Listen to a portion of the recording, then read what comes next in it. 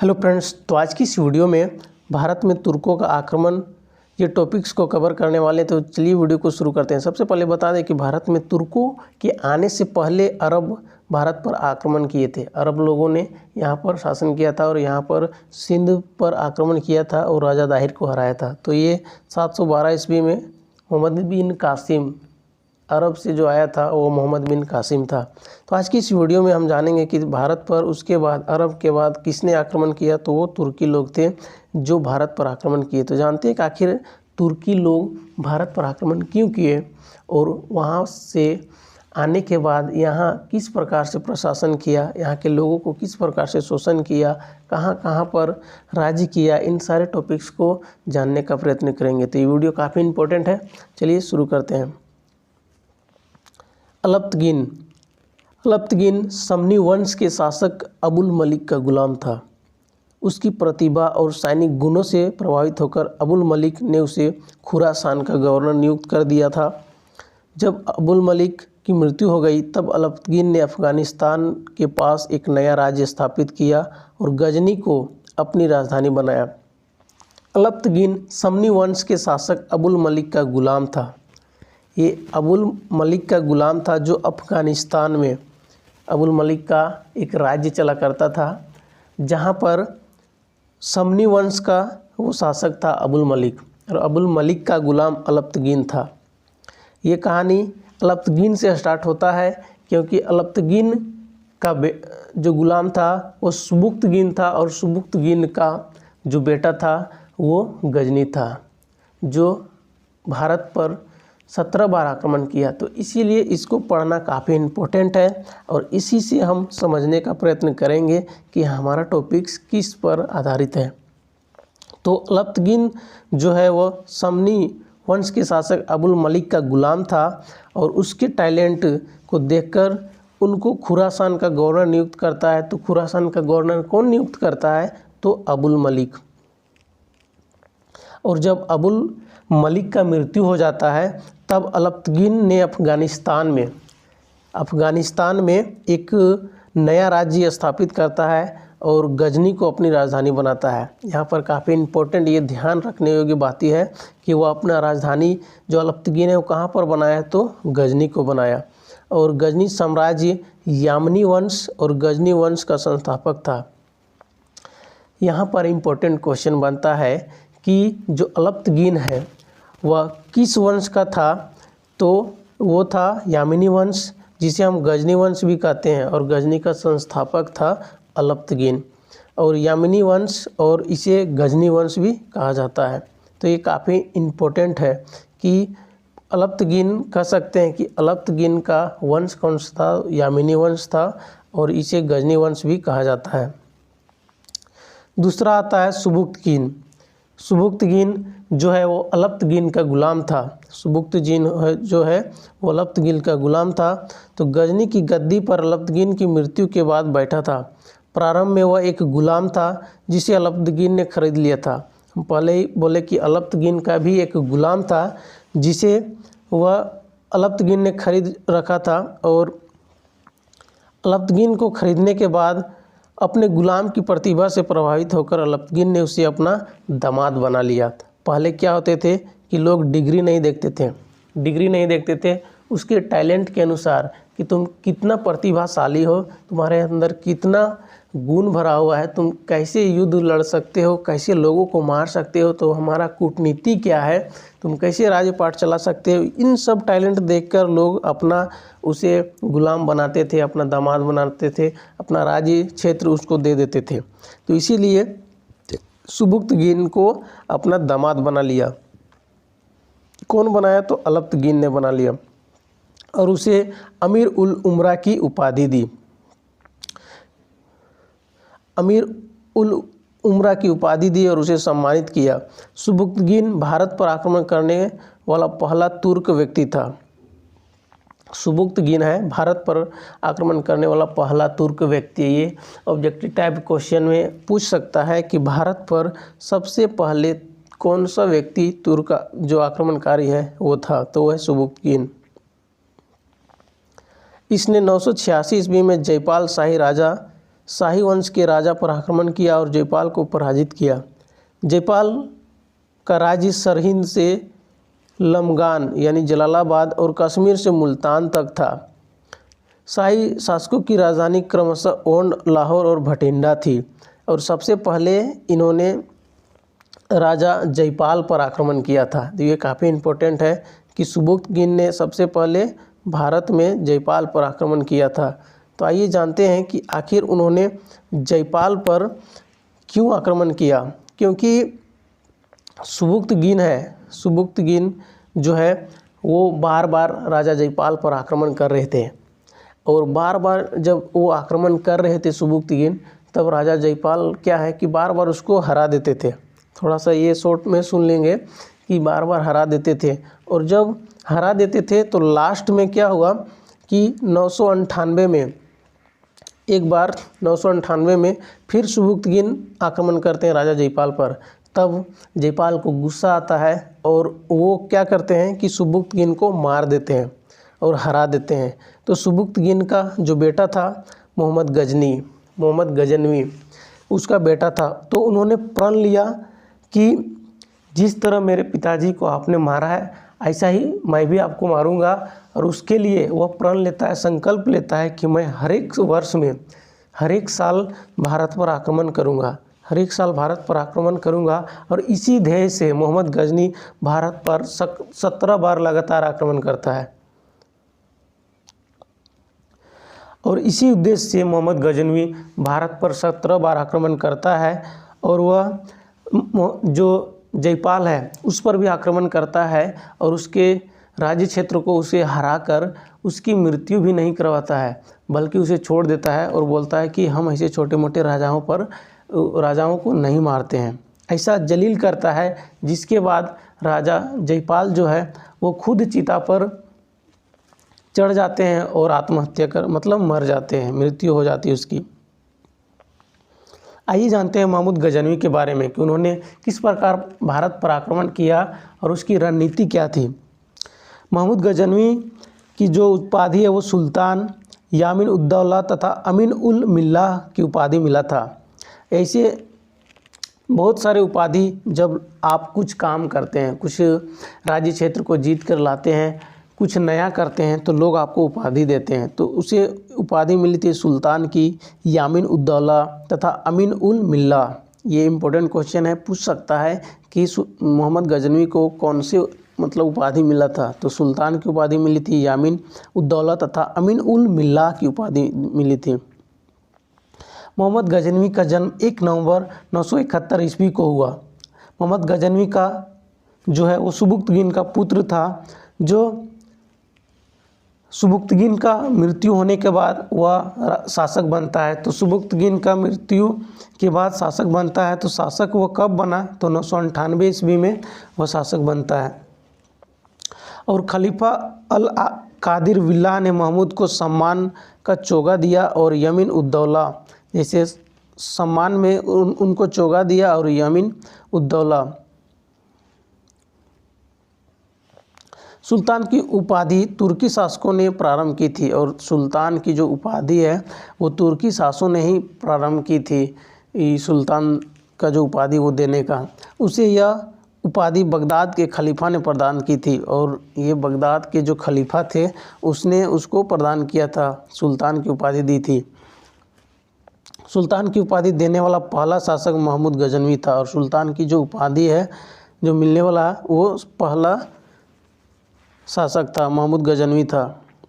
गजनवी का आक्रमण, गजनवी के भारतीय आक्रमण, इसने खैबर दर्रे से के रास्ते होते हुए भारत पर आक्रमण 1001 ईस्वी में पंजाब के आसपास के क्षेत्रों में किया। महमूद गजनवी का पहला आक्रमण हिंदू शाही शासक जयपाल के विरुद्ध था और महमूद गजनवी ने 1001 से 1027 के बीच भारत पर 17 बार आक्रमण किए। जो महमूद गजनवी का काफ़ी फेमस आक्रमण भी कहा जाता है कि उन्होंने 17 बार आक्रमण भारत पर किया। तो पहला आक्रमण उन्होंने पंजाब में किया, उसके बाद पेशावर में, पहला पंजाब में किया, दूसरा पेशावर में, तीसरा भटिंडा में आक्रमण किया, चौथा मुल्तान में और फिर मुल्तान में करता है। उसके बाद वाहिद पेशावर में, नारायणपुर अलवर में, फिर मुल्तान में, थानेश्वर में, नंदन, कश्मीर, मथुरा और कन्नौज, ऐसे अलग अलग 17 जगह पर उन्होंने आक्रमण किया। फिर कालिंजर, कश्मीर, ग्वालियर, कालिंजर, और जो सबसे फेमस आक्रमण जो है सोमनाथ मंदिर। उसके बाद सिंध के जाट पर उन्होंने आक्रमण किया। और इस तरह अलग अलग आक्रमण उन्होंने भारत पर 17 बार किया। ये क्यों किया, इसके पीछे रीज़न था कि सुबुक्तगिन जो उसके पिताजी थी, और पिताजी के बदला लेने के लिए ही उन्होंने 17 बार यह मतलब आक्रमण किया, क्योंकि वो प्रण लिया था कि हर एक साल में मैं भारत पर आक्रमण करूंगा। वाहिद की लड़ाई महमूद गजनवी एवं जयपाल गजनवी दोनों के बीच हुई, जिसमें गजनवी की विजय हुई। फिर वाहिद की दूसरी लड़ाई जो हुई महमूद गजनवी और आनंद पाल, यानी जो जयपाल का बेटा था आनंद पाल, तो आनंद पाल के साथ फिर लड़ा, तो उसमें गजनवी का ही विजय हुआ। और गजनवी ने 115 में कश्मीर पर आक्रमण किया, परंतु असफल रहा, उतना सफल नहीं रहा। महमूद गजनवी का सबसे चर्चित आक्रमण सोमनाथ के मंदिर पर आक्रमण जब किया था 1025 ईस्वी में, तब वो जो आक्रमण है वो सबसे चर्चित और फेमस आक्रमण था। महमूद गजनवी ने सोमनाथ मंदिर पर आक्रमण किया तथा शिव मंदिर को नष्ट कर दिया और अपार धन संपदा लूटी। एक बात इम्पोर्टेंट है कि मोहम्मद गजनवी जितना बार भी आक्रमण किया, वो किसी राज्य क्षेत्र पर आक्रमण नहीं किया, बल्कि वह केवल मंदिरों पर आक्रमण करता था। यहाँ पर थोड़ा सा सुन लेंगे कि मंदिरों पर उन्होंने इसलिए आक्रमण करता था क्योंकि उसको पता था कि भारत एक सोने का चिड़िया है, और सोने का चिड़िया है, और व्यापारियों के माध्यम से भी सुना था कि भारत में अपार धन संपत्ति है। इसीलिए उन्होंने मंदिरों को टारगेट किया और मंदिरों से संपत्ति केवल लूट कर ले जाने का काम किया। और वह यश को भी चाहता था, और वो लोभी भी था, और अट्रैक्शन उसके अंदर काफ़ी था। तो पहले के ज़माने में मंदिरों में मतलब स्त्रियों को दान दिया जाता था, जिसके कारण वह मंदिरों पर ही आक्रमण किया। यह आक्रमण चालुक्य सोलंकी वंश के शासक भीमवन के समय में हुआ, और जो 1025 में उन्होंने जो सोमनाथ मंदिर पर आक्रमण किया था वह सोलंकी यानी चालुक्य शासक भीमवन या भीम प्रथम के समय में हुआ। और यह मंदिर गुजरात प्रांत के काठियावाड़ जिला में समुद्र तट पर स्थित है। यहाँ पर काफ़ी इम्पोर्टेंट क्वेश्चन बन सकता है कि सोमनाथ मंदिर जो है वो किस जगह पर स्थित है, तो काठियावाड़ जिला में वह स्थित है, गुजरात प्रांत के। सोमनाथ के आक्रमण में 2 हिंदुओं सेवंत राय और तिलक ने उसका साथ दिया था।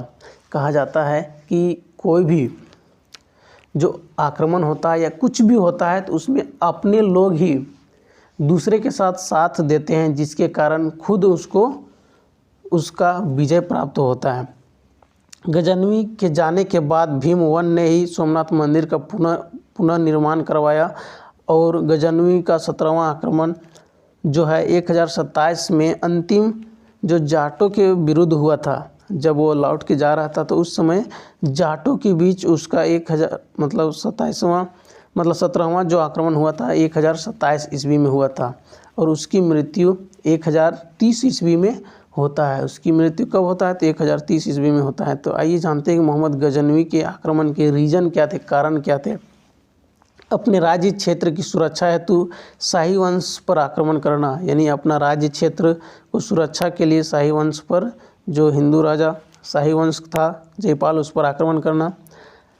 राज्य विस्तार एवं अपने शत्रुओं को पराजित करने के लिए धन की आपूर्ति करना, मतलब अपने क्षेत्र में विस्तार करने के लिए शत्रुओं को पराजित करने के लिए धन की आपूर्ति करना। तो वो धन कहाँ से आएंगे, तो वो धन भारत से वो लूटना चाहता था।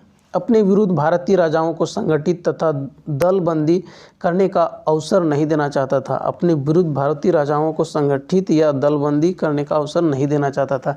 वो चाहता था कि भारत के जो जितने भी राजा है वो संगठित ना हो और हमारे विरुद्ध कोई भी कार्रवाई ना करें, तथा इस्लाम का प्रचार प्रसार करना भी उसका एक गौण उद्देश्य था। मतलब वो किसी को पता नहीं चलने देता था कि हम इस्लाम धर्म का भी प्रचार भारत में करेंगे, और ऐसा उसका उद्देश्य था। आइए कुछ जानते हैं कि उनका आखिर का तथ्य क्या था मोहम्मद गजनवी के बारे में।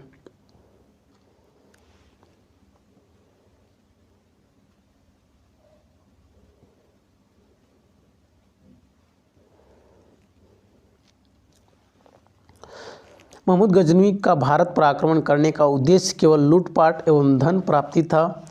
वो भारत में अस्थायी साम्राज्य स्थापित करने अथवा अपना साम्राज्य विस्तार के लिए भारत नहीं आया था। तुर्क गजनवी विजित प्रदेशों में अस्थायी रूप से नहीं रहना चाहता था और वो बार बार गजनी लौट जाता था। गजनवी में ना कोई विजित प्रदेशों में कोई अस्थायी बंदोबस्त किया और वह जो यहाँ की धन संपत्ति को वो लूटता था वो यहाँ पर नहीं रखता था, बल्कि वो गजनी ले जाता था, लेकिन वहाँ पर भी कोई अस्थायी बंदोबस्त नहीं किया। गजनवी भारत से धन लूटकर मध्य एशिया में विशाल साम्राज्य स्थापित करना चाहता था। जो मध्य एशिया है उसमें विशाल साम्राज्य स्थापित करना चाहता था। गजनवी ने मथुरा के कई मंदिरों को तोड़ा और यह भारत का बेथलेहम कहा जाता है। भारत का बेथलेहम कहा जाता है जो मंदिरों को तोड़ा। गजनवी को भारतीय इतिहास में बुद्ध सिकन जो मूर्ति भंजक के नाम से जाना जाता है, और गजनवी को भारतीय इतिहास में बुद्ध सिकन जो मूर्ति भंजक के नाम से जाना जाता है, यानी मूर्ति को तोड़ने वाला के नाम से जाना जाता है। तो जो भारत में मोहम्मद गजनवी ने आक्रमण किया, यानी 17 बार आक्रमण किया, तो उसके क्या परिणाम आइए जानते हैं। महमूद गजनवी के भारत आक्रमण के परिणाम, आखिर उनका क्या परिणाम हुआ। उत्तर भारत की राजनीतिक स्थिति में आमूलचूल परिवर्तन हुआ। जो उत्तर भारत की राजनीति है उसमें काफ़ी परिवर्तन आए, चेंजेज हुए। मुस्लिम व्यापारियों के माध्यम से मध्य एवं पश्चिम एशिया के साथ भारतीय व्यापार में वृद्धि हुई, और जब कुछ ऐसा कांड होता है तो उसमें जो व्यापार लोग हैं वो आदान प्रदान कुछ करते हैं, जिसके कारण उसका भी जो आर्थिक क्षेत्र है वो वृद्धि होती है और भारतीय व्यापार में वृद्धि हुई। और मुस्लिम व्यापारियों के साथ इस्लाम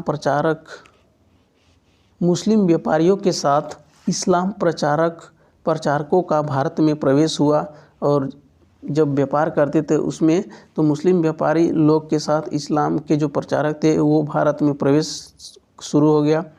लाहौर अरबी तथा फारसी साहित्य का केंद्र बन गया। जो लाहौर है वो फारसी और अरबी साहित्य का केंद्र बन गया। मुस्लिम राज्य की स्थापना का मार्ग प्रशस्त हो गया। जो मुस्लिम राज्य की स्थापना करने का जो मार्ग है, रास्ता कह सकते हैं कि वो शुरू हो गया। तो आइए जानते हैं कि आखिर महमूद गजनवी के समय में प्रमुख इतिहासकार कौन कौन से थे।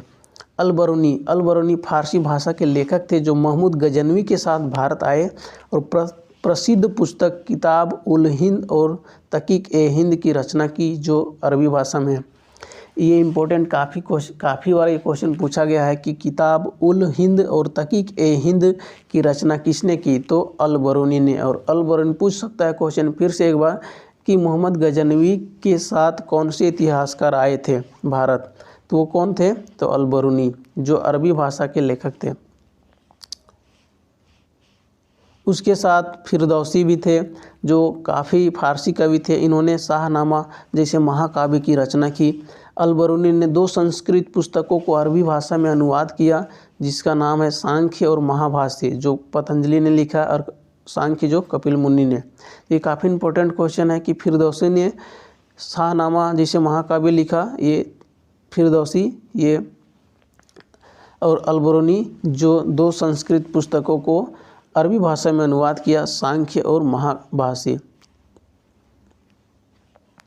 तो इस तरह से आज का जो टॉपिक था भारत में तुर्कों का आक्रमण, ये यहीं पर समाप्त होता है। आगे भी देखेंगे कि भारत में और भी लोग यहाँ पर आक्रमण किए हैं। मोहम्मद गौरी ने भी आक्रमण किया है, तो उसका भी टॉपिक देखने वाले हैं। तो इस वीडियो के बाद अगला जो वीडियो आएगा वो भारत में तुर्कों का आक्रमण में मोहम्मद गौरी को देखेंगे। तो ये वीडियो आज के लिए यहीं पर समाप्त करते हैं। वीडियो अच्छा लगा हो तो लाइक करें, अपने दोस्तों के साथ शेयर करें। आज के लिए इतना ही, फिर मिलते हैं नेक्स्ट वीडियो में। तब तक के लिए धन्यवाद। जय हिंद।